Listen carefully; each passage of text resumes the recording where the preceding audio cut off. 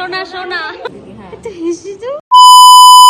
Hi guys, একটা blog নিয়ে চলে এসেছি। This is Nandini. আজকে হচ্ছে সেই অন্নপ্রাশন যেখানে যাচ্ছি আর তোমাদের সাথে এই ব্লগটা শেয়ার করছি। তার আগে দেখো কি রোদ আর বাইরে গরমটা জাস্ট একবার ফিল করো। এটা হচ্ছে শো স্টপার, জাস্ট দেখে নাও।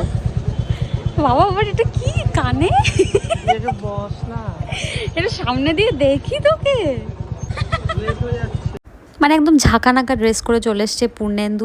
এলাহি ব্যাপার, সেই লাগছে। কারণ ও হচ্ছে মামা, যে মামা ভাতে করবে, মানে ওকে তো মেন ক্যারেক্টার হতে হবেই। এখন আমরা চলে গেছি সেই মেন স্পটে। এটা হরিসভার মন্দির। পূর্ণেন্দু দিদাকে নিয়ে যাচ্ছে। আর এটা হচ্ছে সেই স্পট যেখানে বসে মামা ভাত দেওয়া হয়েছে, বা আমরা সেখানে ছিলাম সেদিন। তোমরা জাস্ট দেখে নাও কি সুন্দর ছিল মন্দিরটার। ঠান্ডা আরামে শিব ঠাকুরটাও তোমাদেরকে দেখালাম। এই যে হচ্ছে ছোট্ট চিনি, যার অন্নপ্রাশন আজকে, ঘুমিয়ে রয়েছে। আর দিদিকে দেখো এত সুন্দর সেজেছে, বাট অ্যাজ ইউজুয়াল আর কিছু করার নেই। মাথায় পাহাড় প্রমাণ দায়িত্ব তো এরকম থাকবেই, ব্যস্ত। হাসো হাসো।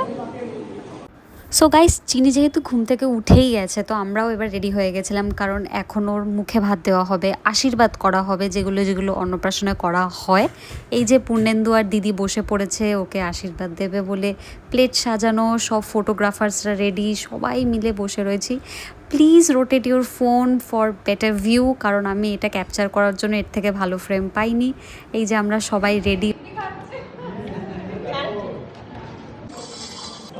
উলু দাও উলু দাও। এবার সব মুখে ভাত ডান, আশীর্বাদ ডান। আমরা যাব এবার খেতে। খাওয়ার জায়গাটা ছিল কিছুটা এরকম দেখতে। সবাই বসে পড়েছি প্লেট নিয়ে। আমার ভীষণ খিদে পেয়ে গেছিলো, ওয়েট করছিলাম। এইটা হলো মেনিউ। পুরোটা আমি দেখাতে পারছি না, পূর্ণেন্দু তো মামা ভাত দিয়েছে, তাই ওর প্লেটটা ছিল আলাদা।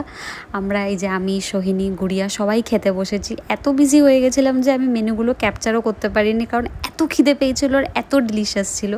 তারপর এই চিনিকে নিয়ে ফটোশ্যুট, ভিডিও করা, এগুলো করছিলাম, ভাল লাগছিল। তারপর একটু গল্প করলাম আর বাড়ি চলে এলাম।